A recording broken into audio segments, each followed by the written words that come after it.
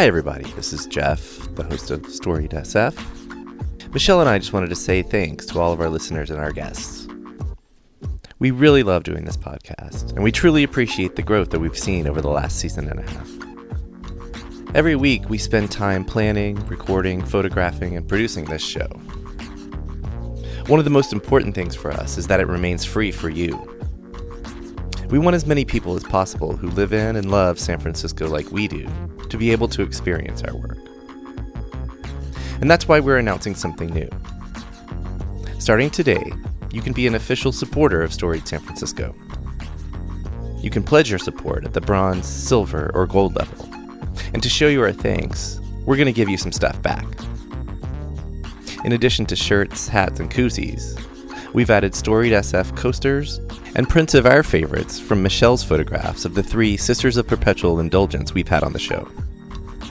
Please go to the store page on our website for more details and to make your pledge. We appreciate anything you can do, and we look forward to bringing more and more San Franciscans into your life. Okay, on to the show. Born and raised in the city, and I'll just always be there. Yeah. That's where my heart is, you know. I've moved away a couple of times, and I always end up right back in the city. Nice. So I'm on my way back into the city again.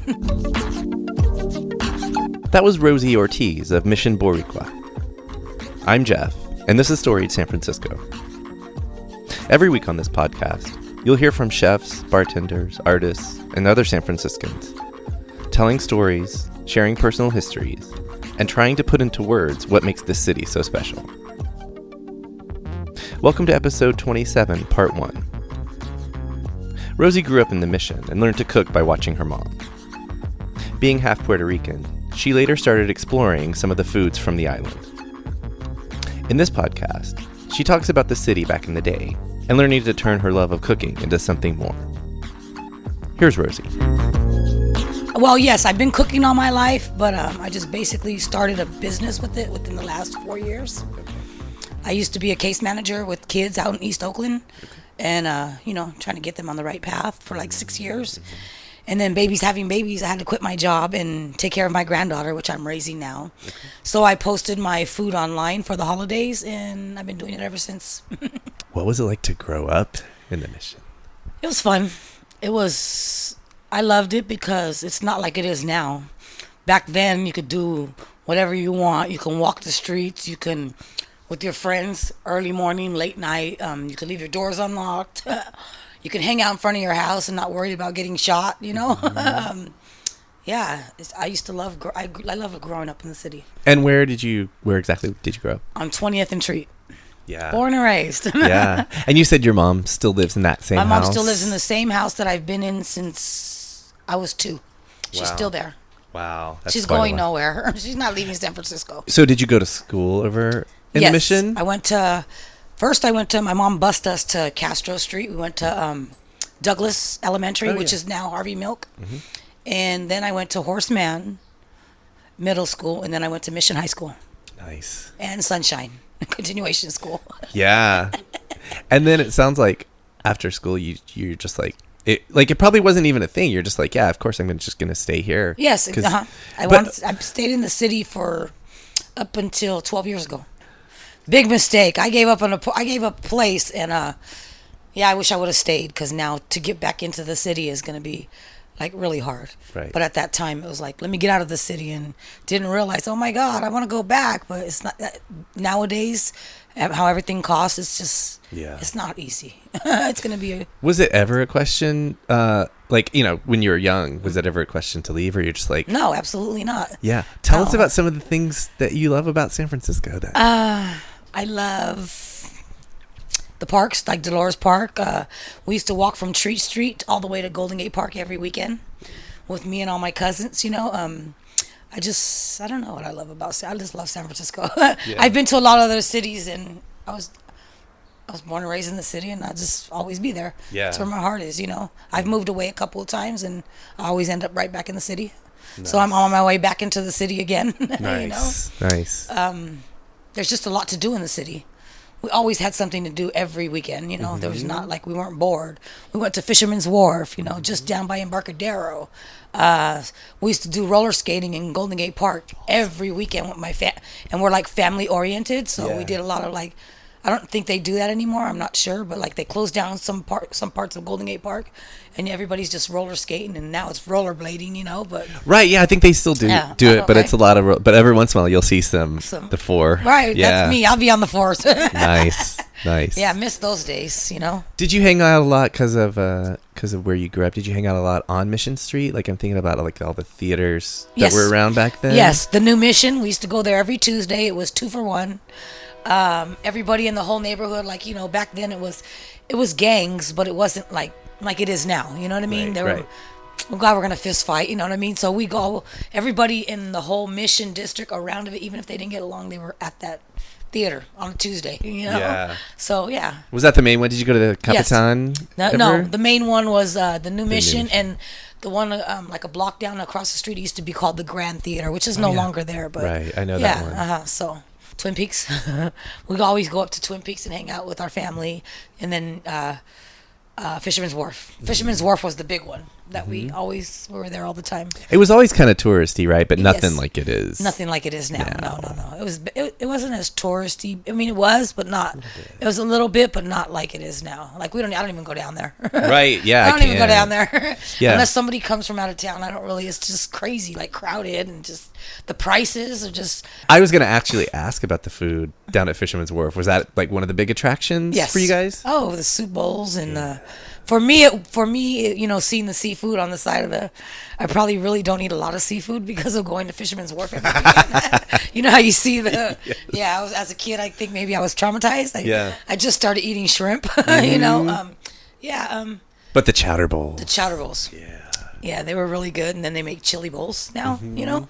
But the food, we always went down there for the food and like Pier 39. And the seals and all that stuff. Yeah, and Pier 39. I've actually been over there. It's changed, but it's like it's still kind of cool. Yes, it's like it kind of reminds me of going to Santa Cruz. So like like a little bit of a a little bit of a time warp. Right. That still the same, but it's a lot different. Price is different. Yeah, and there's probably robots down there now. Yeah, exactly. Yep. Anyway. So I was born and raised in a big family. You know, Latinos, we have big families, and all of my aunts and uncles. We had like 12 aunts and uncles, and we all lived in with the vicinity of 20th and Treat. So my grandma lived on Shotwell. My auntie lived next door to her. My other aunt lived upstairs from me. You know, we all lived close to each other, and they each had about 7 kids each. So we've always been, it's different now with the generations than it was when we were growing up because we were really family oriented. We did a lot of stuff together as a family with all the cousins. And I just don't think the kids nowadays, including my own, are instilled with that. You know what I mean? Like, and so for us, we did a lot of eating, cooking and stuff. And I think I have, well, I don't think I have. I know I have six sisters and 1 brother. But out of all of them, I'm probably I'm the only one who really know how to cook. But then they learned as they got older, you know. Right. So I would always help her. Plus me growing up in the Mission, I would always babysit. I was a babysitter. So with babysitting and my aunts and them, they used to like to party, like I told you. So they would go out to the bars at night. And so I'd babysit all the kids. And so I'd have to cook, you know. So I basically started when I was like about 8 or 9, watching my mom. My mom could cook really good. She could make something out of nothing. Nice. If you know how hard and rough it was kind of growing up, you know? Yeah. Money-wise. And, yeah, so she could make anything out of nothing. So can I? No. Yeah. We'll never go hungry. No, but yeah. So I always helped her. And then, like I said, babysitting, I'd have to cook for people. So was she the main one that you would say you learned from? Yes. You know, growing up in the city, you could turn around and there's so many Mexican restaurants. Right. I was in a relationship that for 15 years that I just ended like a week before Christmas. And long story short, he was born and raised in Puerto Rico. I mean, yes, in Puerto Rico. Then he moved to New York. They don't have a lot of Mexican. I've been out there. They don't have a lot of Mexican food out there, you know. Puerto Rican. Exactly. Yeah. Puerto Rico, yeah. So basically when I met him 15 years ago, he was like, I don't eat Mexican food. I don't like it. And, he was just like, he's not used to it. So, I guess that's his right. Right, exactly. Losers. I'll have his. Yeah, he's missing out, Yeah. He doesn't like beans and stuff. He says they messed him up the first time, so he don't eat refried beans. All these other excuses, which which I think basically Mexican and Puerto Rican food is almost the same, like different flavors. You know what I mean? Similarities. Yeah, sure. There's a lot of similarities to what I was cooking before and now. Mm-hmm. So basically, for the first 2 years, he cooked. And, it was great. He cooked, and I watched him and I learned. Mm-hmm. And then I just picked it up and I just started cooking. And I've been doing it for 15 years. What kind of dishes, for those who aren't familiar with Puerto Rican food? So I make empanadas, beef, veggie, chicken. Now I make vegan. I just started making some apple pie ones, apple empanadas. I make arroz con gandules, which is Puerto Rican rice with pigeon peas. Those are like the beans. I make pollo guisado. I'm getting ready to make pasteles for my food truck. I make tostones, So I'm picking up a bunch of more dishes, like learning. I actually teach myself the dishes, Everything that I've learned about the Puerto Rican food is really honestly YouTube. I was going to say, Yes. it's easy to find that stuff now. Exactly. And, if you're smart and you just know your flavors, you just follow it. And I get a lot of good reviews for cooking and learning myself. But everything I learned on YouTube. So, awesome. And then I just tweak it and make it a little how I like it, That was Rosie Ortiz. Join us Thursday when Rosie will share her experience with La Cocina, which led to her food business, Mission Boricua. Music for the podcast is by Otis McDonald. Film photography is by Michelle Kilfeather. Please follow us on Facebook, Twitter, and Instagram to learn about some of the stuff we do besides podcasts. All 70-plus episodes live on our website, storied.sf.com, which is also where you can now go to pledge your support for the show. If you're listening on Apple Podcasts, please rate and review the show for us. Send comments or suggestions to storiedsf@gmail.com. Thanks for listening.